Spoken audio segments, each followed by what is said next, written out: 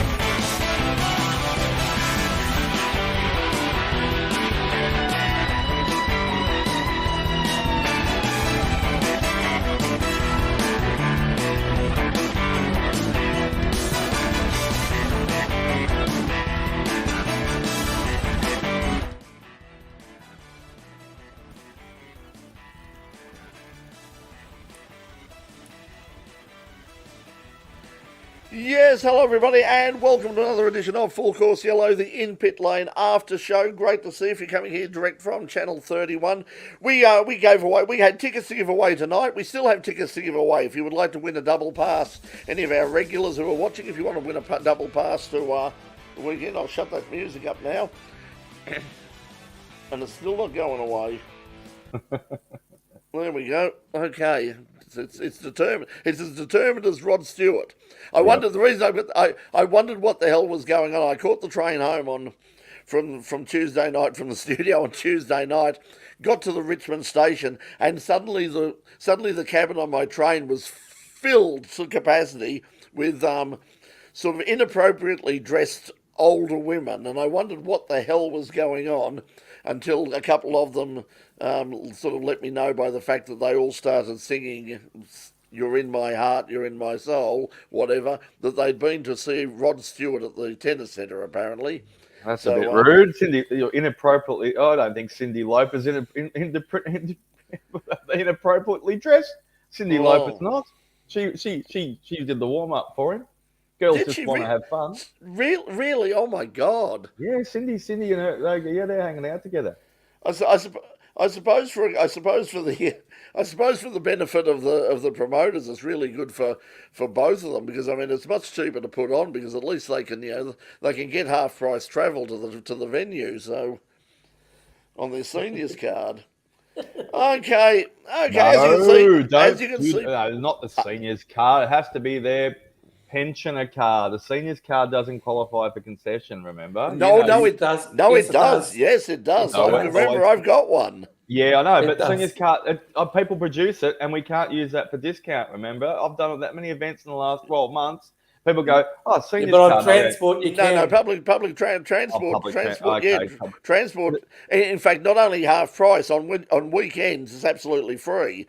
So you can travel all over the place for pensioner nothing. Card gets all the discounts, but the seniors card's a private company, and people go, seniors card. I go, sorry. Anyway, let's not talk about it, because I've got one. I know how it's used, and I know what it does and what it doesn't do.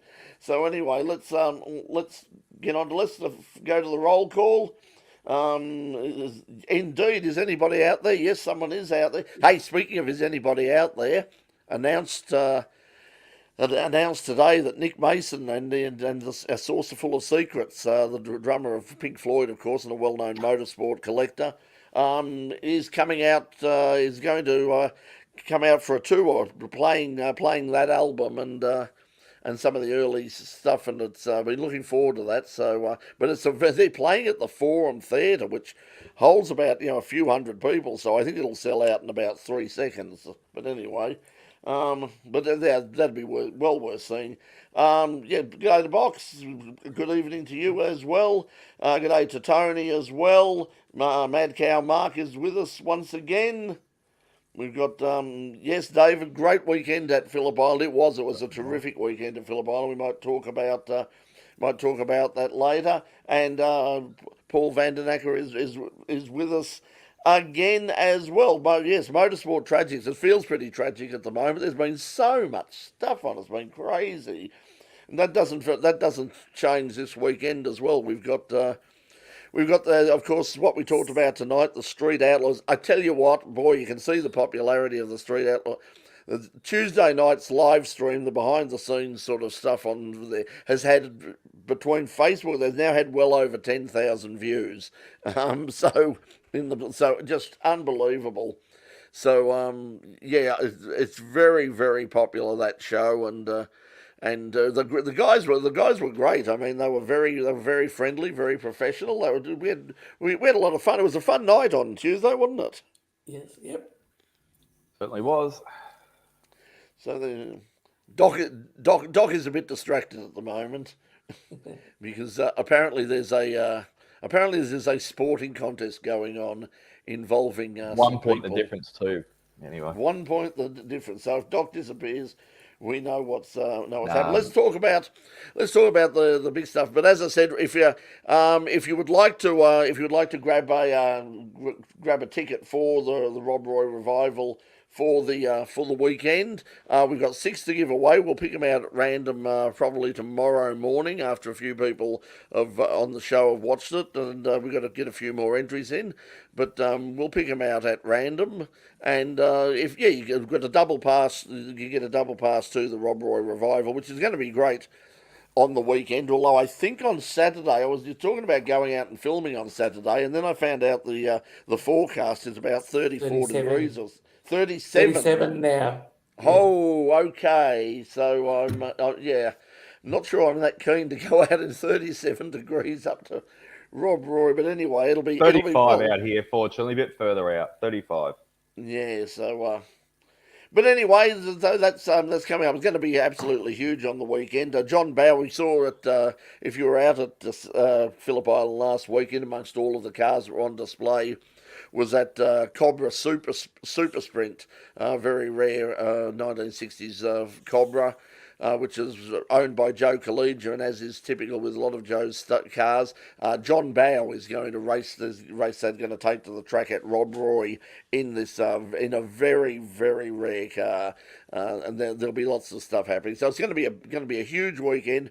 They want everybody to get into the fashion and dress up in the fashion of the 50s and 60s. I'll just go as I am because all of most people will tell you most of my fashions are back in the 50s and 60s anyway. So black t-shirts and jeans are timeless. Okay, so except getting on to what the show that we just it was just aired. The No Prep Kings were pretty impressed. Where all yous are dressed up in sports jackets. Sorry, without the accent, yes. I didn't use it. Yeah, so they were, but yeah, they were great to have on the show, as you were saying before. And all the crew were mesmerized, or half the crew were just mesmerized. We were talking about after they left the studio, and we had a rap, and that was just so funny listening to their accents. We could almost start laughing sometimes as we were filming. So they were great. They were a great bunch of characters. Well, it was a fabulous show because basically that whole camera, only one of those, we had all of the cameras, and not only did we have enough people to use all of the cameras, and when I say all, we've got sort of 6 cameras in that studio, so not only did we have all of them manned, but as I said on the program, at about the halfway point after the second break, we moved that lot out, and we brought another lot in, and none of them had basically operated a camera in their life before until we sort of took them through between between Mike and Louis and myself and a few others, just taking them through taking them through and showing them how to operate cameras and all the rest of it. I think they did a fabulous job. I was really happy with Tuesday night. It went really, really, really well. So to all of the RMI TV crew, all of our volunteers on Tuesday night, thank you very much. It went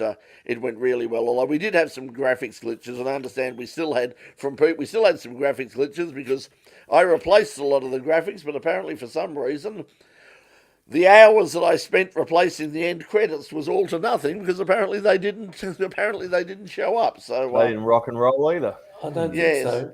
Yeah, so and then anyway, it went to the black and white RMI TV. RMI TV, like it. Yeah, it should have happened. Yeah, it should have happened about sort of probably 10, 15 seconds before then. But anyway, let's talk about Newcastle and Gen 3 and all that. Doc and I were down, and Doc was watching a little bit on his phone on occasions, but apart from the bit that he was showing me and during a couple of breaks, I saw absolutely none of it. Pete, I imagine you watched it over the weekend. Everybody else has had their opinion of Gen 3. What's your opinion? I like the fact that the cars slide around more. They're not as grippy as they once were.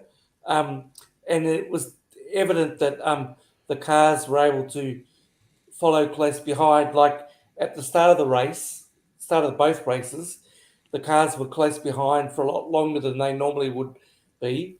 But it was a procession.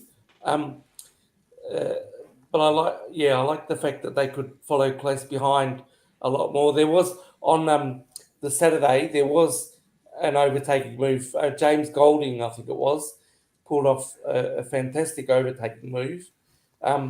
That's a bit of a worry when you can sort of know the whole of the weekend. Well, on Saturday there was an overtaking move, but the rest of any other overtaking moves were just run of the mill and sort of basically done in the pits. I thought.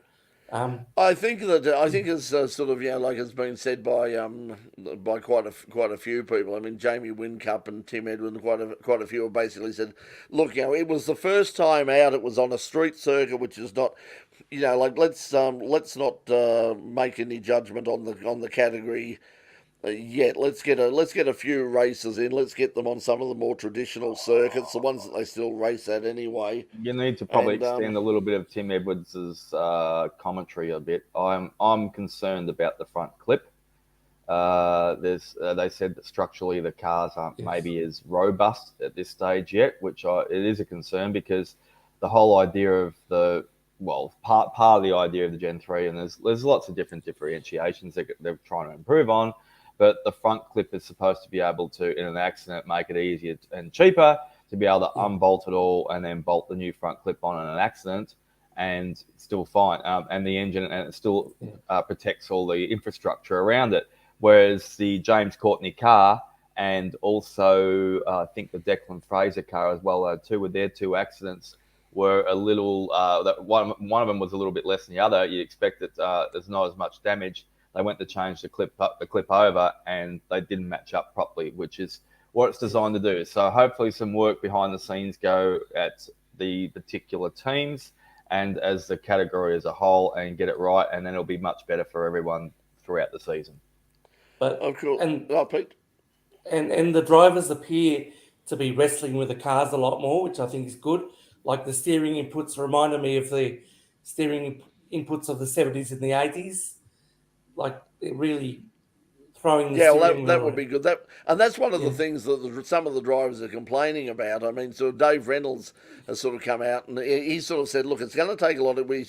As he said, like he was personally happy with the cars as they were. He said he liked the extra downforce. He liked the fact that they had a bit more grip. Could see that but he said it's going to take a while to get used to everything. But once again, I think it's once again a tribute to Van Gisbergen's skill and also to people like Chaz Mostert as well. That they've had very little running in these cars, and yet once again the cream rises to the top, and you had Chaz and Shane, two drivers that have got international experience, and both of them could basically walk out of supercars anytime they want and walk into a GT, a professional GT drive just about anywhere in the world. So one more concern from multiple teams was bent steering arms too, very easy to bend with a little tap. So they obviously need to fine tune that as well too.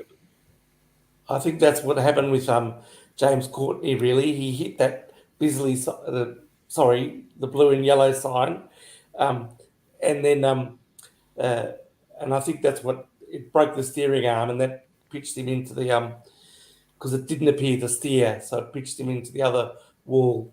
Well, the other ones that were only just little taps they were concerned about because they just tapped them and they bent them, and they said they should be more structurally the integrity should be better. So like it should be, the old ones used to be able to handle a little tap easily. The new ones aren't. You got to be a little gentler. Might keep them off a few tire bumps. They'll sort that out as well. I mean, they're not going to. They'll find out where the weaknesses are because they've had such little testing. They'll find out over the course of the next few rounds where the weaknesses are and what needs to be strengthened and what needs to be changed here and there. And as the year goes on, they'll make sort of updates. Apparently, they've got the flexibility to make sort of even reasonably major homologation changes as the year goes on to make sure that if there's anything obvious, if there's any obvious problems in any area with one or the other or both cars, they've got the opportunity to go back and make those changes. So it's still a work in progress at the moment. You've got to say that they look so much better than the old cars. They do. They look so aggressive and so And the Mustang looks like a real Mustang, I think Mustang. I think that's one of the things is they really look good. They've got the flames out of the exhaust like they used to. Everybody, I think that overall it was a big crowd.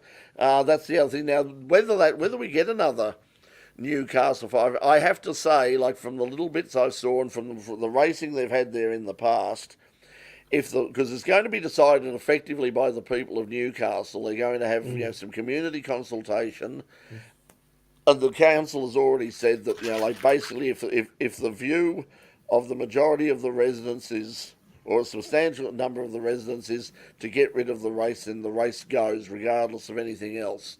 But if they did that, it would be insane because, I mean, I never had even the slightest interest in ever going to all I knew about Newcastle was Normie and his hotted up FJ parking out the front of the Parthenon Milk Bar picking up chicks. That was the only thing that I had any idea about Newcastle. And then you see it and you think, gee, that looks a really nice city. That looks, there's some nice beaches and there's some lovely old buildings and I mean there's some really good photos there. There's a couple that, so Supercars send out, the reason that you see the same photos over and over again is they're the ones that are distributed by Supercars for use by the media, and there's a fairly limited selection, and just some of them stand out. There's one shot of Van Gisbergen, coming around with this beautiful old building in the background, and it looks like he's racing at Monaco. It's it looks really good. Well, Shane Howard said this is our Monaco, which might be a little stretch, but he did say this is our Monaco. Something else that should not be left out as well, though, too, is a very important part of Newcastle that everyone forgets about, and we don't usually mention. Apart from Rack-Off Normie, which Mark remembers, and if nobody else does. The legendary follow-up. I thought a very important part, and I would be definitely there. And actually, I probably wouldn't even go to the Supercars. I'd just go to this event, and which is a part of it. I'd pay for a ticket and not even go to watch the cars. Is Ice House, Noise Works, and the Screaming Jets were all on stage there playing together too. So that's just worth the price of the ticket to go and see the music, let alone go and see the cars. Well, I think that's one of the things about, if you're into that. So if you want to make an event, that's why It's why Adelaide was so good. I mean, I'm looking at the end of the year. I'm thinking, like if I could find some, affordable accommodation over there, and like, would I go to the Adelaide 500 simply because it's the last round of the year? They always put on a good show over there. The whole city sort of embraces it, and at the end of it, for what it's worth, you get a Robbie Williams concert. So it's like if you want, if you get sort of some entertainment, it'd cost you, it'd probably cost if you wanted to pay money to see Robbie Williams, it'd probably cost you $200 to see him at the tennis centre or something. So since you the go over. AFL is the subject of the matter of the night, Damien Hardwick, the Tigers coach, who is obviously in the background shots of I'm watching at the moment, made a statement. Did a press conference about in the last 2 days, and they asked him about the service of the MCG because over the last week and a half, they had to rip up the MCG and replace it on the turf of it. It's been all across all the news, which is grown up in Alexandra in central northern Victoria. Great place, Alexandria. Spent many times up there. They asked Damien, how are you worried about the service? And he said, I don't care. Basically, he said, we could play in a dirt bowl. I really didn't give a damn because I went to the Ed Sheeran concert and it was amazing. And I'll give up the turf for an Ed Sheeran concert any day of the week. Can somebody play? I mean, because it was a massive crowd. I mean, hugely popular guy, and it seems to be a very, very nice guy. But can somebody for a second explain to me the appeal of Ed Sheeran? He seems to be like, when I hear him and see him perform, like he wouldn't be out of place, sort of, playing us out at the end of the show. He just seems like a very, a good. Like Jack Dyer talked about good ordinary players. Ed Sheeran just strikes me as a good ordinary musician. Yes. I don't understand. I don't understand the appeal at all of Ed Sheeran. The I don't dislike him. I the just girls can't. like his soppy songs, apparently. Oh, okay. So that's the thing. Paul, there was a comment before Paul Vandernecker, the tugboats doing donuts. I wondered what they were doing. I thought it was. Yeah. They were sort of when a ship wasn't coming in, they were sort of spinning around and. He was excellent. Yeah, I agree with that. He was. I call him the GOAT of the MCG of all the performances so far at an AFL's halftime event. So, and Delta, there was a lot of criticism of Delta at the time, but she accompanied him really well and probably uplifted that slot better as well too. So but the reason I think that why he performs so well when he's out there, getting a bit slightly off topic. The reason is he loves coming to Australia. He loves hanging out here. He does lots of stuff here. The people are great. It's one of his favourite places on earth to visit other than his own home country. So he feels really at home and relaxed here. I think that's why he probably just lets it all hang out, and he doesn't mind doing that either. Well, moving back to letting it hang out at the streets of Newcastle. The first race, of course, was won by it was a 1-2 for Red Bull for Triple Eight Racing, Shane van Gisbergen and Brock Feeney, but they didn't keep the prize. They got disqualified, and that's going to be appealed now. That's going to be next Wednesday. So when we record the show on Tuesday night, unfortunately, we won't have any knowledge of what happens there. But I mean, next week on Full Course Yellow, we'll certainly be able to talk about it, I would imagine. But it was interesting. Paul was saying that because as I said, I didn't see it, but was saying that now I can sort of understand. Larko explained the dry ice rule. They're saying there should be nothing in the crumple zone between the door and the driver's seat. So apparently that was the thing, because I was unaware, because it just seemed fairly reasonable. But the one thing is they are going to have to do something about the heat. I mean, David Reynolds said that it was pretty much unbearable. He said in a longer race, he said, towards the end of the year, he said if they're running around in 30-degree temperatures at Bathurst, places at Bathurst or at Surfers Paradise and Adelaide, in the concrete canyons there and all the rest of it, he's saying it's unbearable. Hello, I'm assuming that Carlton did something silly or whatever. No one's done anything silly. Scores level. There you go. Scores level. Yeah. Thank you. And it's finished. Going full time. Draw. So who won? Draw. Well, Oh. yeah. Okay, well, there you go. Well, the AFL will be, I mean, you couldn't have scripted that better. So well done, Gillan McLaughlin. Andrew Westacott has a lot to live up to when he takes over your job. It's not going to happen. No. Westy's not doing that. Oh. But anyway, so that was the Newcastle thing. They'll of course be in action at Albert Park coming up. Just getting back to that icebox thing and the penalty. Mark Dutton was saying that he got a verbal thing that it was okay.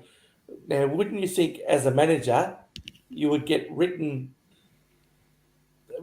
confirmation that it was okay rather than just a verbal thing? Spot on. Peter. Well, they always say they always say a verbal agreement is worth the paper it's written on. Yeah. So there was no paper. Yeah, so it certainly won't stand up if Adrian Burgess is of the opinion, because it does come. I mean, it's a real worry. I mean, because when it comes down to a he said sort of thing, it means that either somebody's badly misinterpreted things or somebody is outright lying. Yeah. Either way, I mean, it doesn't. That's what it boils down to. As you said, Mark Adrian Dutton Burgess said, Adrian Burgess has denied it, saying no, we did talk about it, but we did talk about it, and I said no. If those sorts of things, you've got to put in a written submission. It's got to be properly approved of, and obviously then everyone knows about it and can get the benefit of it.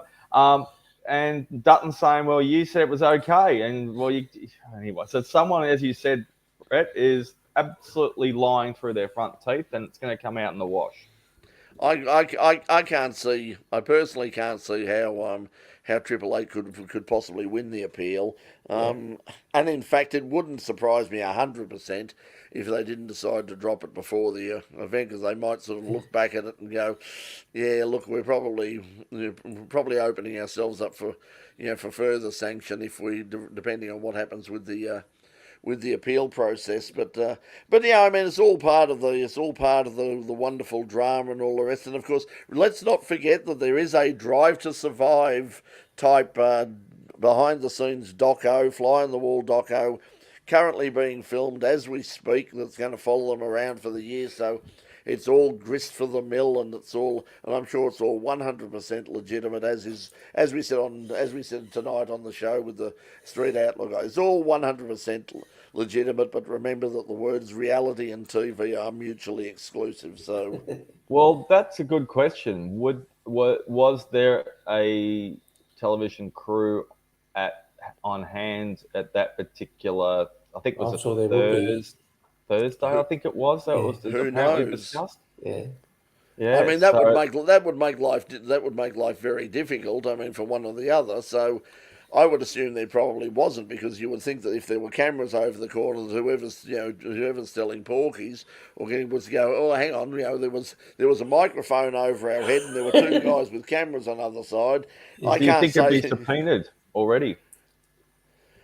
Well, it might have to be. I mean, it depends on what the conditions of the contract are in terms of. But I would assume that certainly Motorsport Australia and Supercars, but particularly Motorsport Australia, would make it conditional. I mean, because it's conditional on us. I mean, when we shoot anything at a racetrack, I mean, the deal is always that if any of the footage is required by Motorsport Australia, and I mean, there have been times when we've got incidents and all that, and the first thing I'll do is when we get back to the paddock, or if we've got some sort of communication with them. Otherwise, it's always just sort of pop up to the clerk of course and say, "Hey, listen, if you want it, we've got footage of," and often they'll say, "Oh yes, thank you for that. Can you give us a copy?" Which is not a problem. So I would imagine that that they would be able to get hold of that footage fairly easily if it exists. But I would doubt that it would. But who knows?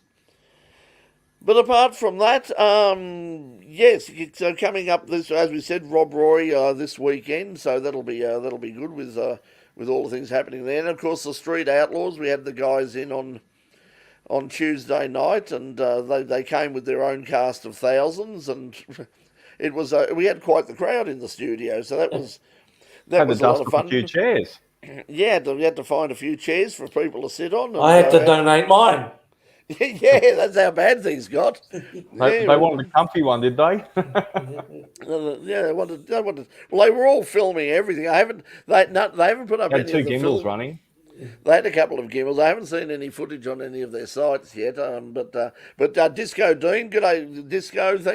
Thanks a lot, mate. He certainly put up a link link on his Facebook page, and he's been followed by hundreds of thousands of people. I think So yeah, about five or 7,000 people. I think. Yeah. yeah. So anyway, so that was good of him, and he put the link up to the YouTube stream of it. So yeah, so that was good. As I said, we've had well over 7,500 views of that from Tuesday Has night. anyone? Are we, if we we're going to touch on F1 in stage. Has anyone been following? Yes, we can. Ferrari We will certainly touch on F1 because we're back this week, aren't we? We're back in Saudi Arabia. Saudi Arabia in Yeah. which beautiful progressive city in Saudi Arabia are we in this weekend? Jeddah. Jeddah, the beautiful progressive city of Jeddah in beautiful Saudi Arabia, which has a wonderful human rights record, and they just do not repeat, cut up journalists who disagree with them. That is a complete lie. There, and thank you. Yes, okay, we're right. Yes, so good luck for the weekend, and I'm sure Lewis Hamilton will be coming out and making a very strong statement on human rights. Let's not get employed by the New York Times. Well, he's probably got a good chance because Ben, what's his name, the president has taken a backward step from running Formula One from Ben Sully, the FIA guy. I can't remember his full name. Yes, and unfortunately, his son apparently was unfortunately killed in a road accident. Yeah. So so that's very unfortunate. But even before that, he was stepping back, and I think that that's probably not a bad idea because he seemed to be pretty out of his depth, and I think he's probably going. Look, I'll just leave it with Chase Carey and the Liberty people, and Stefano and all the rest of those people can run that stuff. I'll just stand back and smile and wave and take the very large check. I'm not going to go into too much of the commercialism of it, but I do like to watch the Friday warm up from the guys over there in the UK, and I think there's going to be a lot to be said and probably thrown around in scenarios because there's it's only one round in, but there's the Lewis rumours this week. Ferrari's got problems left, right, and centre. There's finally helmets, probably as you put down the bottom there. The helmet said AlphaTauri is not the thing, but also in the last I think 18 hours, Ford's come out with a few statements about the collaboration in 2026. There's a lot going on in the paddock, so I think the Friday warm up will be great this weekend. But if Lewis Hamilton leaves, he won't leave before the end of the season. No. Yeah. No, well, he's got to see his contract out. Yeah, he'll see through the year. And I mean, this is Lewis sort of, saying, for God's sake, do something because he's not going. There's no point. I mean, he's won so many races and so many championships, just wandering around sort of without a chance of winning. There's no interest in that. His motivation in staying now is to win that record-breaking championship. Yeah. And once he's won that, I think he'll be happy to go. But in the meantime, he wants that championship. He wants to be the only one there. And he wants to do it without any controversy. He wants to do it without any controversy or any doubt. He wants it to be concrete, I think. Nah, he'll get that. I don't think he's going to get that part of it. Yeah, well, I think they've already said that that there are going to be some. Originally, having said that they were very happy with that, they were pressing on with the current concept, and that they were, there wouldn't be any major upgrades. Mercedes are now saying that there will be noticeable changes to the car in the weeks rounds to come. So it looks like that they may be sort of moving away from that style, and I think that by the time they're racing in Europe again, the car will look an awful lot different from how George it looks has already now. handed the trophy to Max already. Quote unquote. Yeah, well, Yeah. it's hard to see anybody beating him at the moment, unless of course it's Fernando. I mean, Fernando did so well, and Fernando is just Fernando's so smart.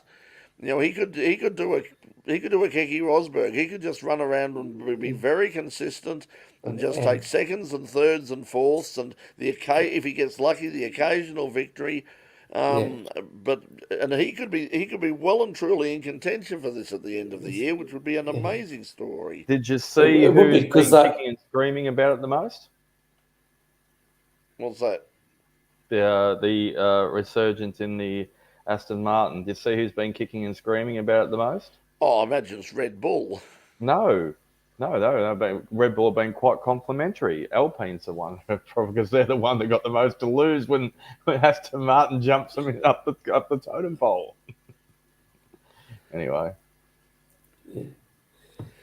So it would be a good story, because how old was Fangio when he won his last champion? He was in his 40s, wasn't he? yeah, I think he was in his 40s. So in terms of when he won his championship, I think he was probably one of the oldest. But it certainly would be a great story, and he's a very popular chap, like just about everywhere now. I mean, he's really become one of those. Yeah, I think it's one of those things. It's what I call the Bert Newton effect. If you hang around long enough, sort of everyone sort of goes, isn't it amazing? He's still doing it. What a great guy! And it's like I think that's a bit with Fernando at the moment. It's good on him for hanging around and and racing, and he shows no sign of stopping. I think he's going to be one of these people who is going to just keep racing. That I would be very surprised if he didn't end up going back to Le Mans at some stage. Don't know whether he'd do in the Indy 500 again, but he's so close. He might be tempted. If the right deal came up for just as a one-off, I mean, he might be tempted. So. anyway, neither of you has answered my question before about Ferrari. If Lulu does want to go and they have talks, who's getting the foot? Oh, I mean, they'll keep Leclerc.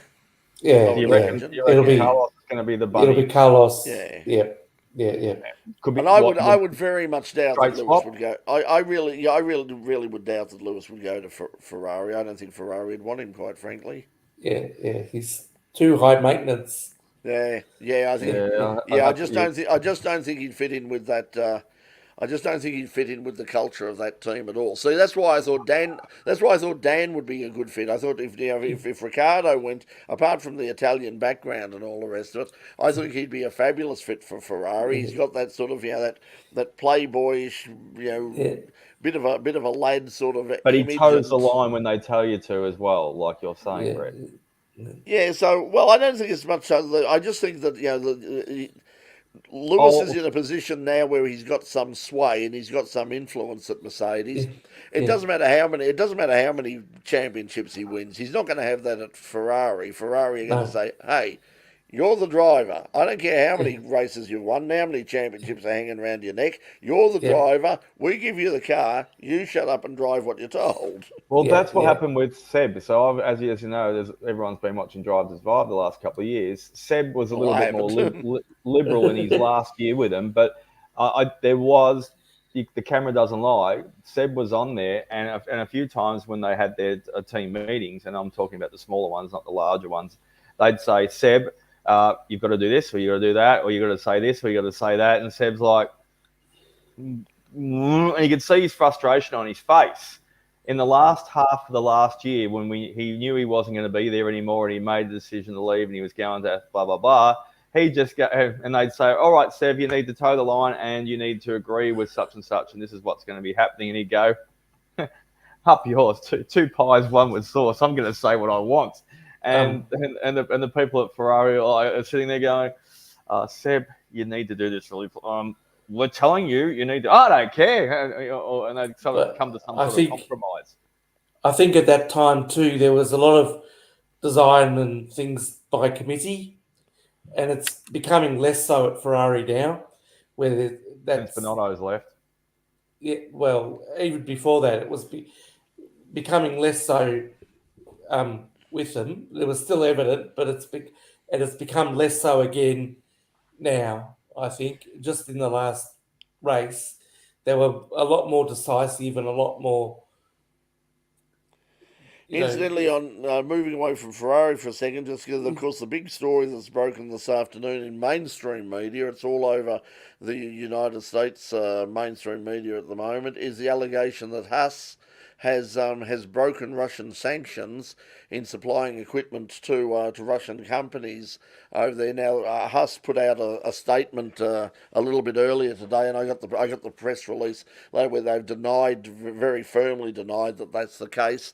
They said that any of the any of the equipment that was discussed in that story from PBS, which is the public broadcasting service in the United States, said anything that was on that PBS story that was illustrated or photos or videos from Russia of Haas machinery was sent before there were any sanctions, and anything that's arrived since then hasn't come direct from Haas. It's come through their agents in Europe or other parts of the world as well. So they've made it very clear that as far as they're concerned, this is a non-story. It's not happening. And but yes, it's certainly getting a big run in the American mainstream media at the moment. Like I saw on the NBC and CBS and all of the major outlets are all running it, and they're all running it not as Haas Industries. They're running it as Haas Formula One, as if as if now the Formula One team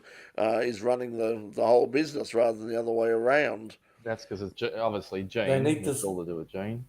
Yeah. they need to speak to Gunter, because Gunter has said he's over Russians. Yeah, well, that's it. Yeah, he's over Russians. He's over young Germans. One in particular.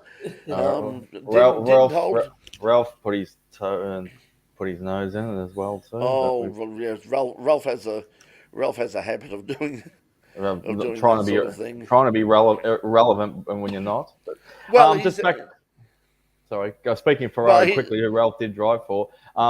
The all show should be noted, if Leclerc's penalty of 10 grids penalties this week coming up, if they replace the electronics unit on the power unit package, if they have to do it again because they're on their third, it's only after one race. It's only going to be 5 grid place penalties for everyone afterwards if they have to bring up a new one for him.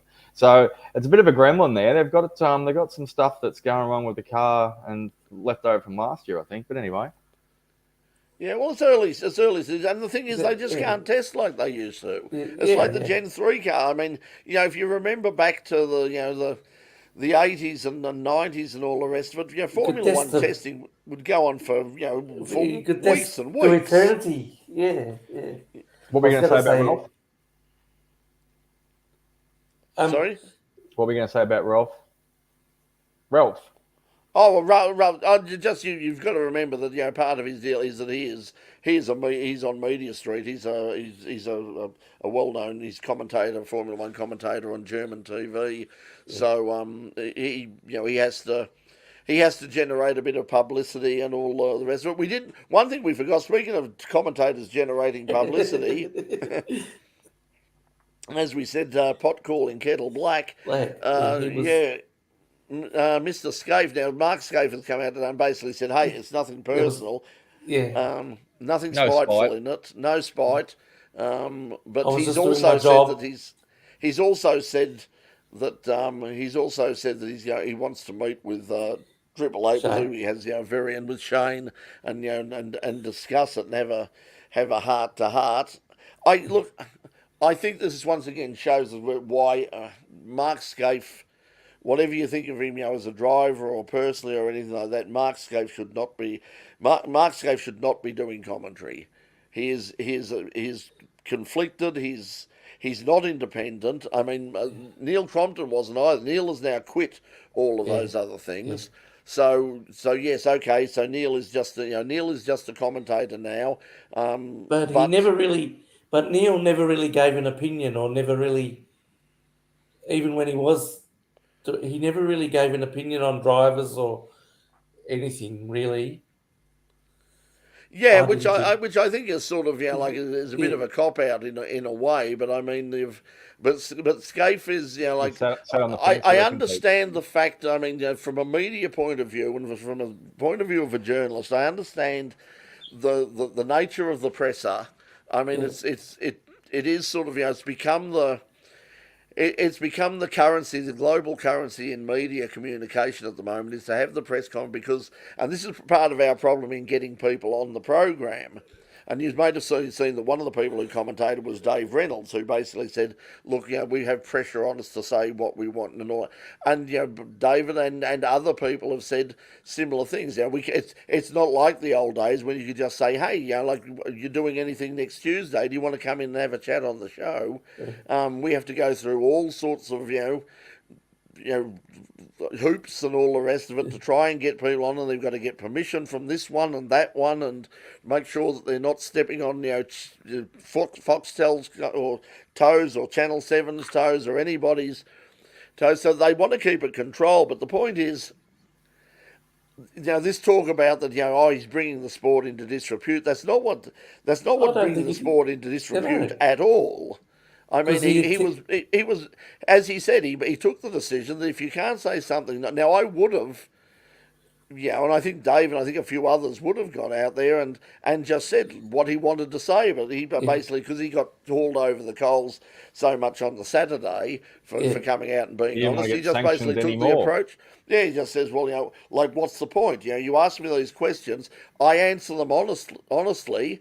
And the next thing I'm hauled before someone saying, like, you've got to promote the class, you've got to say nice things about the new cars.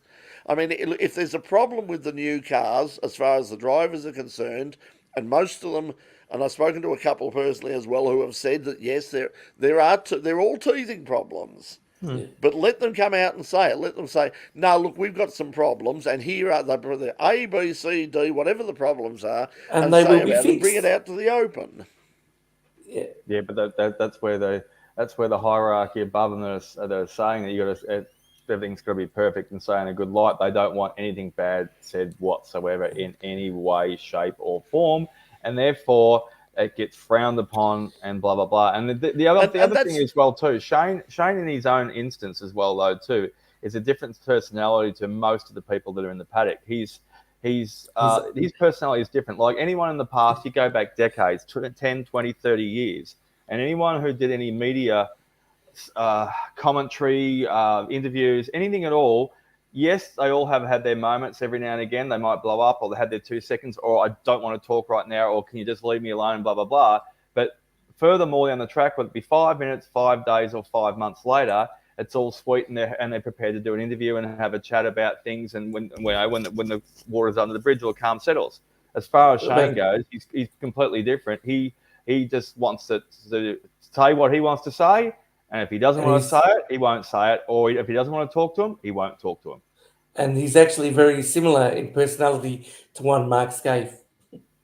Yeah, well, that's why I said it's pot calling the kettle black. Yeah. I mean, sort of, Mark wasn't always the most, cooperative person. I mean, and if you talk to the journalists of the day, and like as I said, I was really surprised. I went to Mark's the announcement of Mark's of Scaife's retirement, and I was really surprised at just the animosity that a lot of the journalists who turned up there actually had for him because I hadn't had a lot to do with him. He'd been on the show once or twice.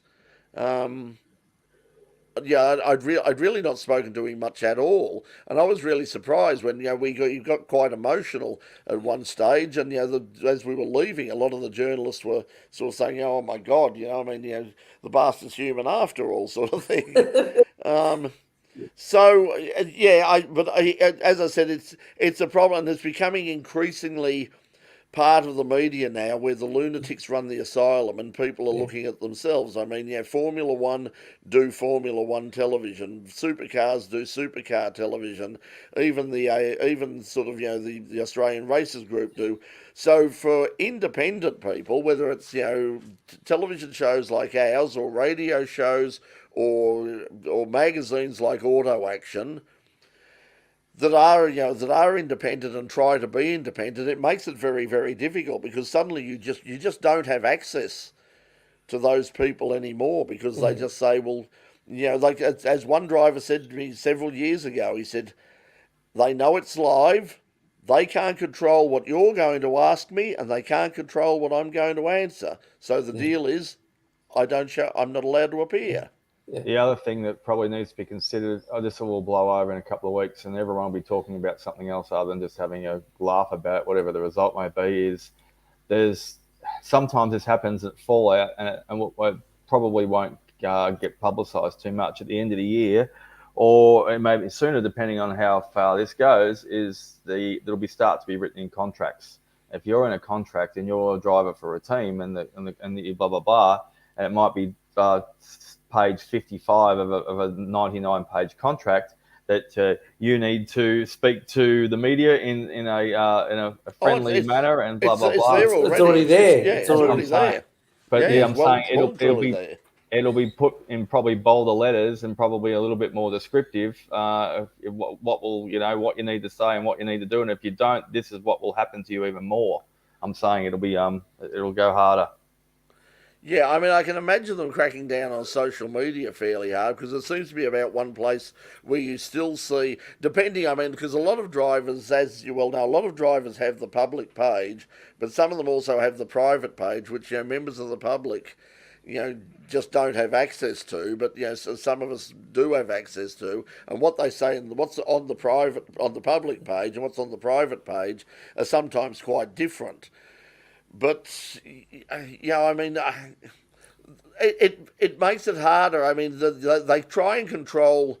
They're really lucky, I think, with the AFL. They're really lucky that when they've tried to control it, that there are the media is still important enough that you've got people in the media who are saying, no, we're not going to play your game.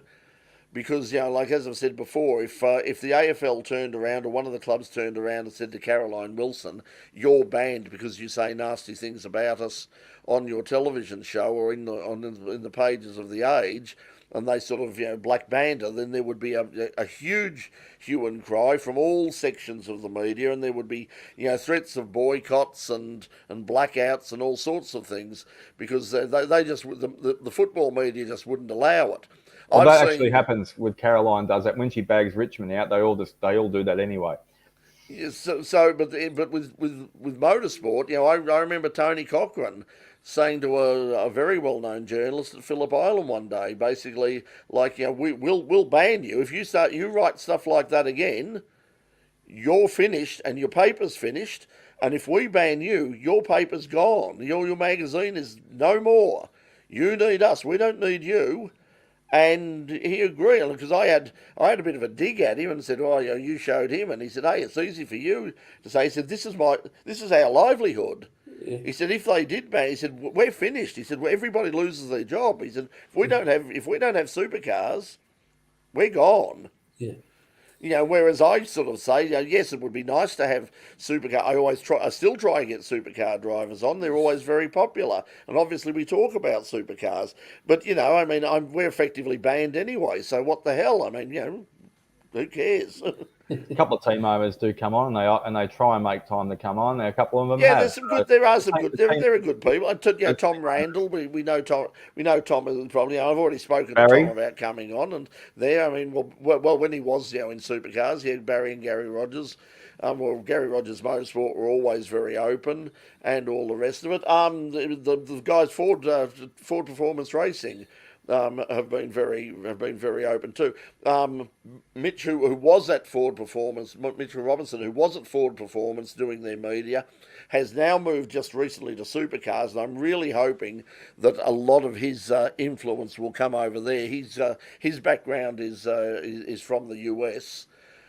And I think he's got a pretty good media brain on him, and that he might be able to sort of say, hey, we need to be a bit more open, and we need to be a bit more.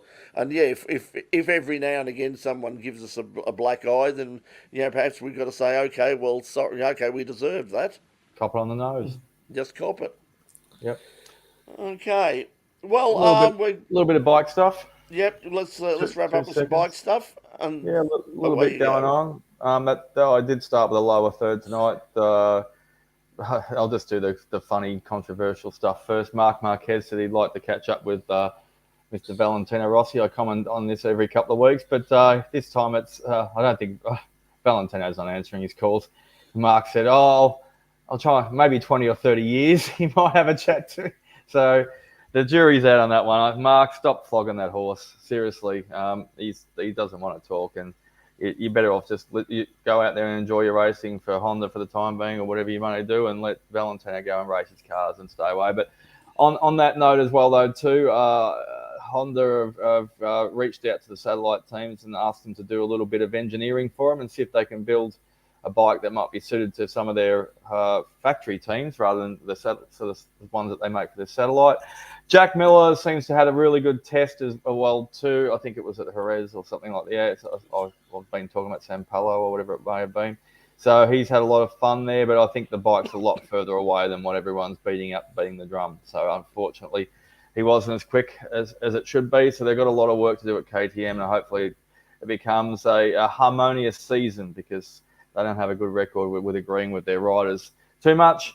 Bastianini has stepped up a little bit, and everyone is well-rounded in saying that the Ducatis are just going to absolutely scream everyone to death this year. So Bagnaia, actually, back to Jack Miller. Jack also paid his ex-teammate Pecco Bagnaia a compliment and said he was just sitting behind him during testing a little bit for a few minutes there on the track, and said he looks more confident than ever, and he stepped up a level on the bike, and him are really flying around and looking very sweet. So, that's pretty much, I think, about the wrap. But 26th of March is the first race. It's the Portuguese MotoGP at Portimao.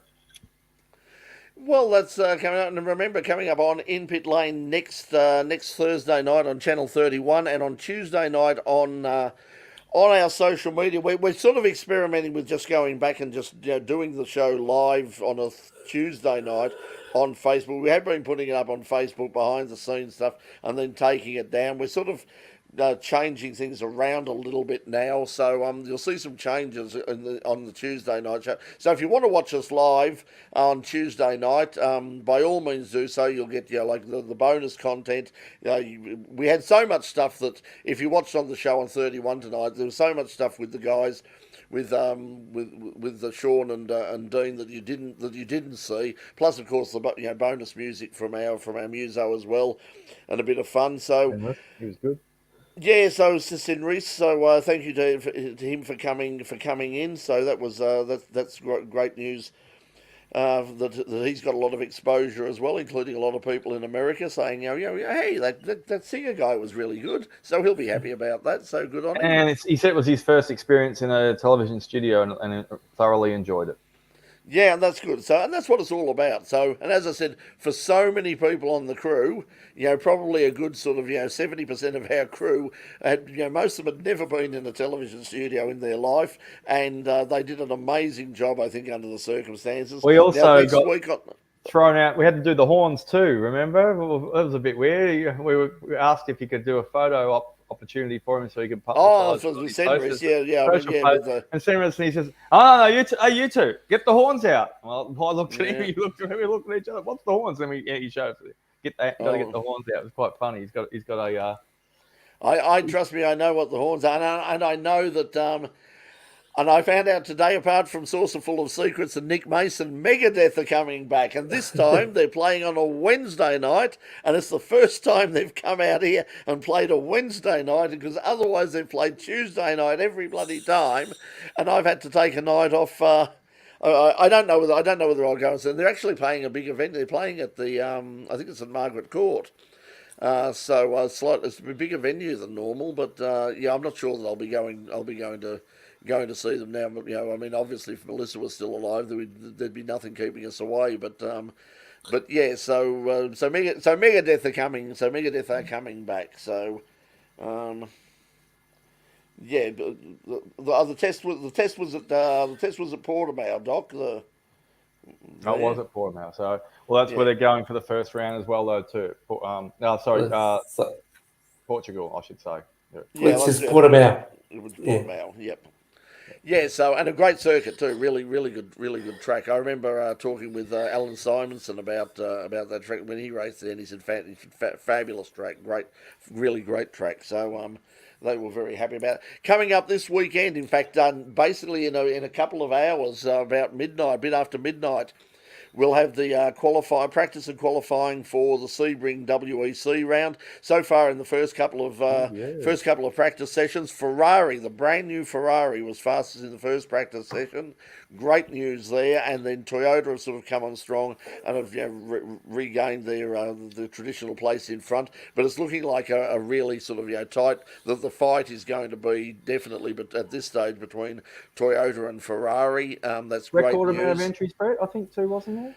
Yeah, he's good. Good at oh yes, of course. We've got in the hypercar, we've got their Cadillac are up there as well. So we've got as we said, Toyota, Ferrari, Cadillac, Peugeot, Glickenhaus, Van Wall, and more to come next year. Lamborghini, Acura, or Honda, BMW. Smash the records again next year. It's next year is going to be insane, but this year's pretty good as well. I mean, we haven't had the race yet, but I'm so excited. So that's coming up this weekend. If you want to watch it, it is on I believe it is on Stan Sport. If you are subscribed to that, or you can there's a new FIA WEC app, which they claim is going to solve a lot of the problems they've had in the past. It's always been a bit dodgy, that service, but you can buy individual stuff. But remember, you can listen to everything, all the practice sessions, qualifying, everything. You can listen to it on Radio Le Mans. Go to radiolemans.co and listen to our mates John Hindhoff, Shay Adam and the crew,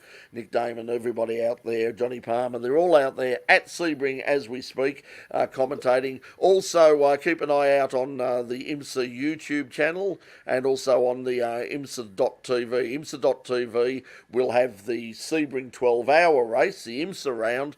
That's starts late on Sunday night our time. That's free on IMSA.tv, and all over the weekend they'll have free coverage of Mazda MX-5 Cup, all of the support races. So if you tune into IMSA.tv, you'll find quality. Oh, you'll throw a link up, Brett. Don't forget also, speaking of free TV, SBS is doing a little bit of coverage this weekend as well, though, too. It's up at Winton. Yes, up at Winton. Our friends from the RX8 Cup. Incidentally, if you go to the RX8 Cup YouTube channel, you can have a look at the stuff that I shot. For them earlier in the year. So you didn't take any of my stuff. You weren't there. I think I did. Yeah, I did the first day with you, didn't I? No, that was the year before. The previous one. That's right. Yeah. No, this came up really good. On my Tom was really rapping about it. Yeah, so anyway, we did, nice bunch of guys, really good turnout for them as well. Great racing, fabulous racing. Have a look, the last race, all the races were good, but have a look at the last race from race 3 from Phillip Island. Was an absolute, ball tear. It was a spectacular bit of racing. No major incidents, no safety cars, no cars written off. It was a great weekend, and they'll be in action this weekend as part of what's being called now the Super Series, the High-Tech Oil Super Series. There's also Super TT, there's stock cars, a big field of Trans Am cars, TA2 cars, huge field. Really impressive. So that's on, as Doc said, that's on SBS. Also on their Facebook page, and I think their YouTube channel as well. So there's no shortage of stuff. Rob Roy, if you want tickets, if you're watching now, email us, the show at In Pit Lane. Just put in the subject, Rob Roy tickets. And tomorrow, before I head off to the doctors, I'll get the random number generator out, and we'll pick 6. We've got 6 double passes to give away. And so it's going to be a really, really, really big weekend. Saturday and Sunday, you can go on both or either day. And as I said, John Balby there in the Joe's new Cobra, all sorts of things. Be a Or if great you're Roy, weekend. who's our sponsor from online Invent, he said he's going to try and squeeze in monster trucks, drags, and he's also going to try and do Rob Roy. He's a very ambitious man. Yeah, he's very keen, Roy. I mean, good luck to him. But I think after the weekend, I think he finished up almost as bad as I did, health wise after the weekend, and you can probably hear in my voice. But thankfully, Paul, you'll be happy to know that I've got shorts on, but I'm not going to stand up and show you because apart from the fact that my legs aren't brilliant to begin with, although Melissa always said they were my best feature, they are pretty. The bottom of them is pretty damn horrible at the moment. There's so that's one of the reasons I'm spending tomorrow at the doctor. So anyway, guys, we will see my you. parents for my genes. That's why I've got the calves to show off for. Well, there you go.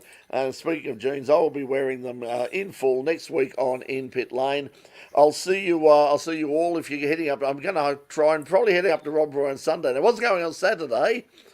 Until Pete, how hot is it going to be? 37. No, 37. that's Melbourne. Thank you very much. 37 degrees. Just, come on, be honest. It's a little bit cooler out in the suburbs. It's going to be 35, but still bloody hot. Only 35. It'll be lovely. Either way, we will have some stuff from Rob Roy. I'm going to get there, even if I can only get up for an hour or so, because I'm flat out at the moment. But I'm going. If I can get up for an hour, I want to be there. I want to see the improvements that they've made there. I want to see the turnout. I think they're going to get a really good turnout. Calder Park tomorrow, Friday, the Street Outlaws. Sunday, the Street Outlaws. Monster trucks on. An interesting thing we might talk a bit more about these. We talked about the condition of Calder Park with the guys on the show, and they weren't particularly put up out about it, but they've posted some stuff online. Some of the guys showing the condition of Calder Park and the Strip, and it's got a lot of caused a lot of controversy and a lot of. It's really not a good look for Calder Park. People just saying, look, this is a disgrace. Even for no prep racing, you should not be racing on that track. But boy, I tell you what, it'll be spectacular because, as I said, everywhere else they've run in Australia, there has been some prep. They want no prep racing. You got it. Keep an eye out, though, because Disco Dean said he was really keen to just camp the night and hang over and do the Saturday because he was really keen on driving. I don't think he's driven a monster truck before, so he said he was keen on doing the monster. He was keen on doing the monster truck. Commandeering one, yeah. There you go. Anyway. Yep. Let's pull the plug on it. We'll see you on Tuesday night on the Facebook page and on the YouTube channel for another edition of In Pit Lane live. If you want to see the completed program on Channel 31, that's next Thursday. Our special guest will be Australian Open wheeler, Formula 3 driver Hugh Barter will be joining us, good mate of the show, and he's going to be joining us on next week's program. So have a great weekend. Lots and lots to see, lots and lots to do. We'll see you next week. Until then, everybody, thanks for joining us again. We'll see you later. Good night. Have an awesome one.